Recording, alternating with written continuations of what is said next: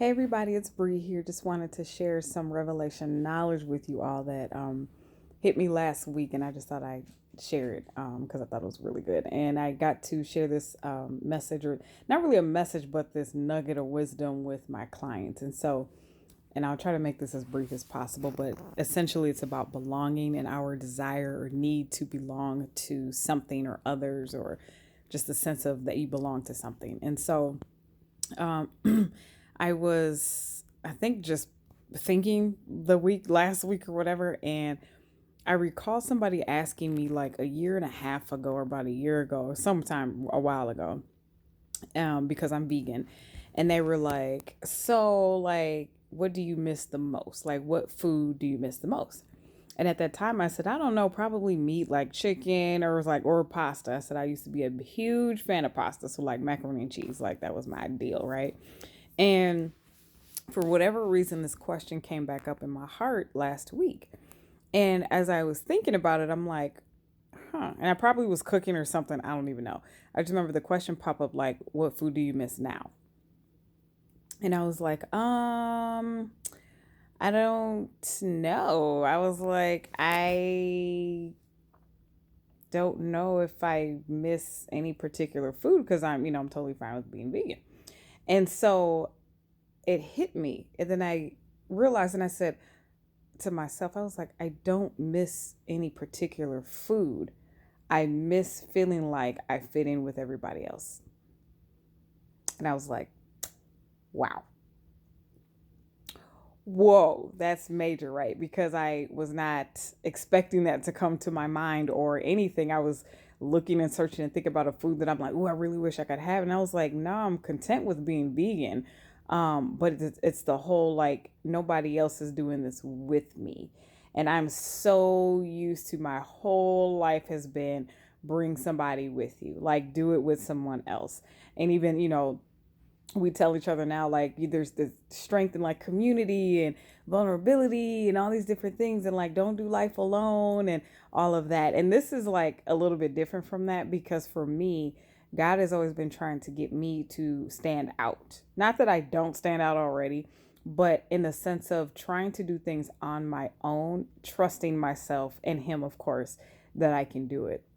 So it was a little revelation for me. So how it pertained to my clients, for those that don't know, I'm a probation officer, and I work with all men. And so I'm actually teaching a course, a cognitive skills course to this group of men. And Monday we met, and one of the guys came in, and he's very talkative, very outgoing, and just always wants to control the conversation. But he said his uncle had died last week, and we're like, oh, our condolences to you and your family. Sorry about that. What's going on? And he's like, well, is that a risk? Because in the group that we're talking about, or that we're teaching, we're facilitating, we were talking about how we change or we get ourselves out of our trouble cycles because we don't want them to commit crimes anymore. So we're teaching them this model that we learn. And he said, is this a risk situation for me like that? My uncle died. And I said, it could be. And he's like, well, is drinking a risk situation? I said, it could be. Like, where are you getting with this? And he said, well, I was on the way to group tonight and my cousin texted me. She lives out of town, and where the rest of my family lives. And he said, they're talking about they're going to get lit and get high and drunk and all these different things. And he said, and I was about to pull in, and he said, I responded via text, like, I'm gonna do that too. I'm gonna get down, I'm gonna get lit too. And he's like, but I don't know if that's a risk because he said, I could drink it and not be a problem. So I don't know how that's a risk. Like, is my uncle's death a risk or is drinking a risk, like with probation and all that? And I'm like, well, it depends on what you do with it, right? I'm like, it depends on how you respond to the alcohol, or if you decide to smoke something, like, are you going to go out and do something you shouldn't be doing, or should you be doing that anyway if you're on probation? I said, or, it could even be grief. Like grief causes anger, leads us to anger. And you could like lash out on somebody just by being so angry, upset, or like yelling more at your son or something like that. And he's like, I get that. I think it, okay, cool, cool. And then something just kind of triggered me to ask him, why are you drinking? And I said, well, why are you drinking? And he's like, well, because, and I'm like, well, he said, because my uncle died. And I said, okay. I said, okay. And he's like, well, my cousin texted me. And I said, right. I said, when she texted you, what did you feel? And he said, I felt left out. And I was like, there it goes again. And I was like, oh my gosh. And he said, I felt left out. He's like, now that you say that, I'm realizing I don't even want to drink or get lit for my uncle. He said, I only want to do it because I feel left out because they all doing it. He said, I cried over my uncle. I'm, I processed that already on my own, but I want to only drink just because they're drinking and they're doing it without me. And I was like, we're on to something. I said, yes, it's your need for belonging that is creating the risk. So it's not your uncle's death and you were triggered by your cousin's, text response or text, but the actual issue, the root of it is the risk is your need for belonging and you're attaching yourself to people just to feel like you fit in. How dangerous is that, right? And at the same time, we have this innate desire to belong to community, to others, to family, to friends, to something that matches us, right? We want to feel like we're a part of something. And I read, Brene Brown a lot, and she talks about that need and that sensing of belonging that we all have. And now that I'm realizing this and going through my own journey, I'm really realizing that this is actually a double-edged sword, this desire to belong. It's a great desire to have, but what you choose to belong to can really dictate and determine the choices you make in your life. So for me, it was like a food thing. Like I was eating and I actually found out I had a problem with overeating, right? So I was like, oops, sorry. You can't tell because I'm super petite, but I did. And I'm now realizing that like, oh, food was never the problem.